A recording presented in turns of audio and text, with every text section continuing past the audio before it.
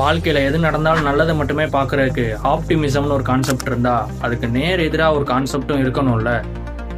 I am Vicky, it's time to explain Vicky's Veritas. பெசிமிசம்ன்றது வாழ்க்கையில் நம்ம ஏதாவது ஒன்று பண்ணும் போது இந்த பிரச்சனைனால இந்த ஆபத்து வருமோ அப்படின்னு முன்கூட்டியே யோசிக்கிறதா பெசிமிசம். உங்களுக்கு புரியுற மாதிரி சொல்லணும்னா, எல்லாரும் உயர பறக்கணும்னு ஒருத்தர் விமானத்தை கண்டுபிடிக்க, ஒருவேளை விமானம் கோளாறு ஆயிடுச்சுன்னா அதுலேருந்து தப்பிக்கிறதுக்கு பேராஷூட் வேணும்னு ஒருத்தர் கண்டுபிடிச்சார்ல, அதான் பெசிமிசம். இதே மாதிரி கப்பல்னு ஒன்று கண்டுபிடிச்சா அது ஓட்டையாச்சுன்னா அதுலேருந்து தப்பிக்கிறதுக்கு லைஃப் ஜாக்கெட் வேணும்னு கண்டுபிடிச்சது பெசிமிசம். இந்த மாதிரி நிறைய கான்செப்ட் சொல்லிக்கிட்டே போகலாம். நம்ம வாழ்க்கையில் எப்போவுமே நம்ம எல்லாருமே ஆப்டிமிசமாக இருக்கிறதுல தப்பே இல்லை. ஆனால் அப்பப்போ ஒரு பெசிமிஸ்டாகவும் நம்ம யோசிக்கணும். ஏன் அப்படின்னா, வாழ்க்கைன்றது வேகமாக போய்கிட்டே இருக்கும். நம்ம அப்பப்போ ஒரு பிரேக் எடுத்துக்கிட்டு கரெக்டாக தான் போகிறோமான்னு யோசிக்கிறதுல பெரிய தப்பு ஒன்றும் இல்லை.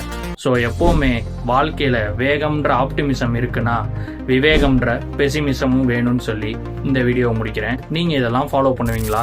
கமெண்ட்ஸில் சொல்லுங்கள்.